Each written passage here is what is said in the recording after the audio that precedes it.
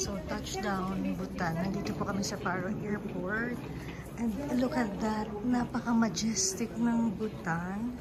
So, we're gonna be here for like a couple of days. And hopefully, makita namin yung mga sights. Sana magaganda talaga.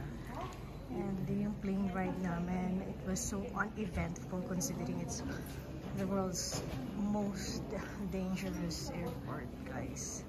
Few temples, very old temples along the wrong side.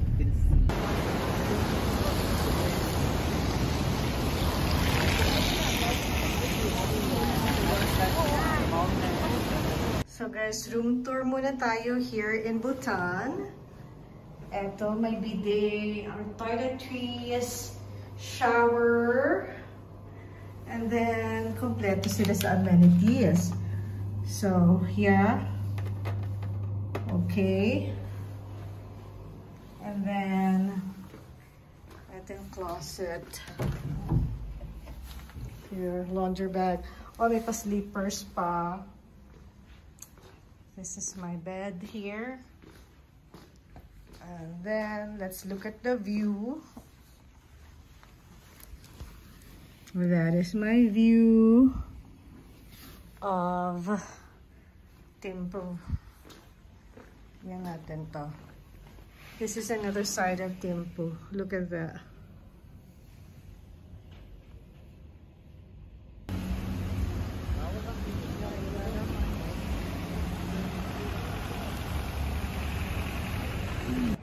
So good morning guys. Day 2 here in Bhutan, specifically in Thimphu. So we arrived yesterday. And actually total, yung tour namin pang day 5 na talaga to. So guys, itong Bhutan talagang dream, as in this is my dream country talaga. Matagal ko na talagang nire-research to. And then nakita ko yung Katniel before, like maybe like more than 10 years ago. Nandito sila nag-shooting ng Princess and I. Tapos parang Kim Chu came here too. Parang ingit ako dun sa mga tao na nakakapagbutan sila kasi this country, nung unang-una pa lang, nung paglapag ko pa lang sa airport, actually yung airport nila is one of the most dangerous, perhaps the dangerous airport in the world kasi wala, puro ulap actually nung pagland namin.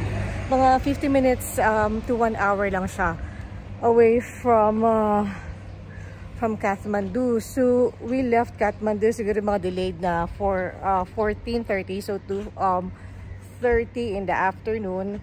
Pagkatapos dumating kami siguro mga 3:30.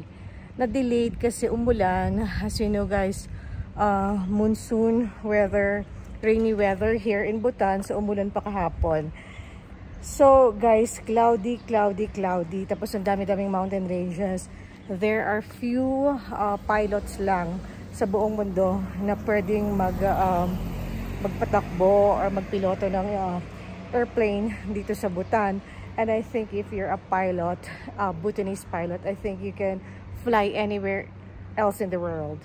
So guys, na-amaze ako dun sa paglanding namin. I'm gonna show you the video pala. Or maybe bago nyo mapanood to na nakita nyo na yung video. Yung landing niya perfect na perfect. Guys, maniwala kayo sa hindi. Sa dinami-dami ng lugar na napuntahan ko, ito na yata yung pinakamaganda, pinaka-magical. Sa immigration pa lang, pwede silang kumuha ng photos. Pwede, hindi ka nila papahintuin. Pwede ka kumuha ng photo or video sa tarmac. No restrictions guys. Pero i-respect natin yung culture nila. Napaka-calm, napakatahimik, hindi umaandar yung conveyor machine. Parang talagang napaka-magical talaga. Na-feel ko yung impact, tumulo talaga yung luha ko guys. And then nandiyan na yung sundo namin. So, Thimphu is like 1.5 hour away from the airport. And patag naman yung mga daanan. Tapos mawiwili ka naman kasi the sceneries are really beautiful. And yun na nga guys, day 2 here. Partida, masakit talaga yung tuhod ko. And on top of that, I have SI joint pain pa. So I feel so blessed to be here in Bhutan. So ano ba yung sinakyan namin? Air Bhutan or Bhutan Air, courtesy of Sambat Travels. So I'm gonna give you the description below, and if you have more questions and details, feel free to comment down below and message me, guys. And napaka-calm. Time check, it's already 8:45. Anyway, I think Bhutan is 15 minutes ahead of Nepal. And yeah, and magbe-breakfast. Actually, hindi pa kami nagbe-breakfast eh. So mag-breakfast muna kami, and then another tour at 9 o'clock in the morning. Today is July 29th. This is old Thimphu, and there's new Thimphu.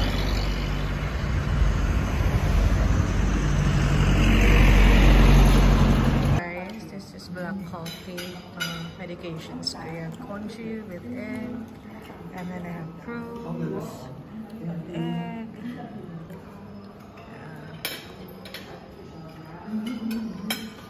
And this is our view outside.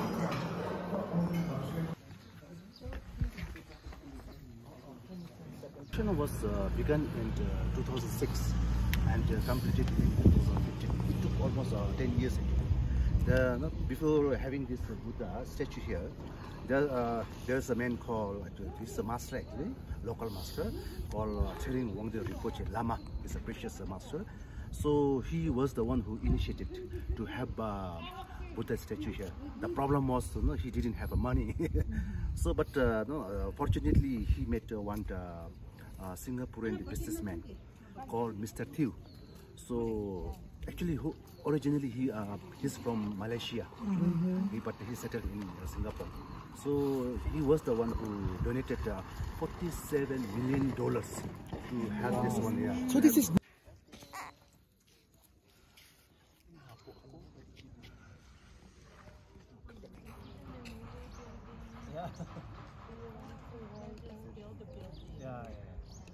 And also we have another.